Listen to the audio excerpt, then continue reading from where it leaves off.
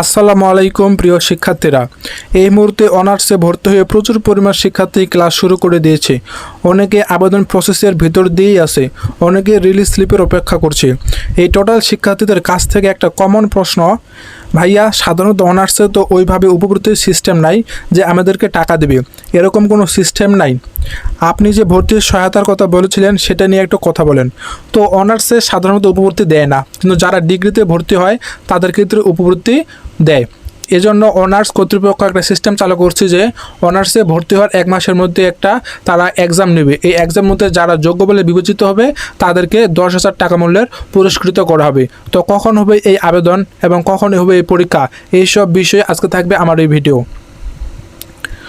অনার্সের উপবৃত্তির কথা বলি যে অনেকগুলো বছর যাবৎ সাধারণত অনার্সে উপবৃত্তি দেওয়া হয়নি, কারণ অনার্সের উপবৃত্তির কোনো সিস্টেম নাই।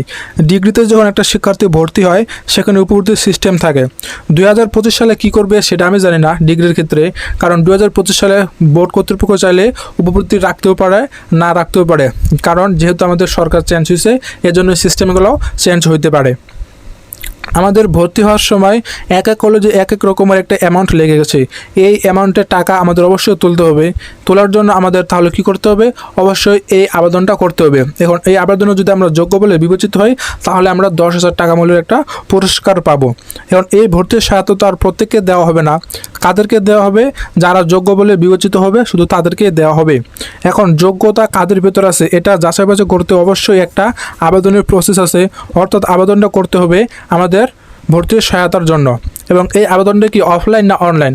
অবশ্যই অফলাইন, অবশ্যই অনলাইন। অফলাইনে কিচ্ছু হবে না। আপনাকে অফলাইনে কোনো ডকুমেন্ট প্রিন্ট করতে হবে না, কোনো ছবি সাবমিট করতে হবে না, বা আপনার কোনো সিগনেচার দিতে হবে না। সব কিছু অনলাইনের মাধ্যমে আপনি মোবাইল দিয়ে ছবি তুললেন, মোবাইল দিয়ে ছবি সাবমিট করলেন, প্লাস আপনার সমস্ত ডিটেলস সব কিছু অনলাইনে সাবমিট করতে হবে।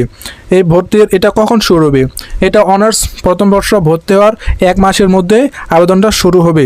ঠিক আছে, এখন আমি তোমাদেরকে এটা বিষয়ে জাস্ট জানিয়ে রাখলাম। তবে আশা করা যায় আজকে 2 তারিখ 2 থেকে 10 আগস্টের মধ্যে এই আবেদনটা শুরু হতে পারে। এখন সবাইকে এই বিষয়টা জানানোর জন্য অবশ্যই এই ভিডিওটাকে শেয়ার করতে হবে। ভিডিওটা শেয়ার করে আপনাদের বন্ধু বান্ধবদের জানিয়ে দেওয়ার ট্রাই করো।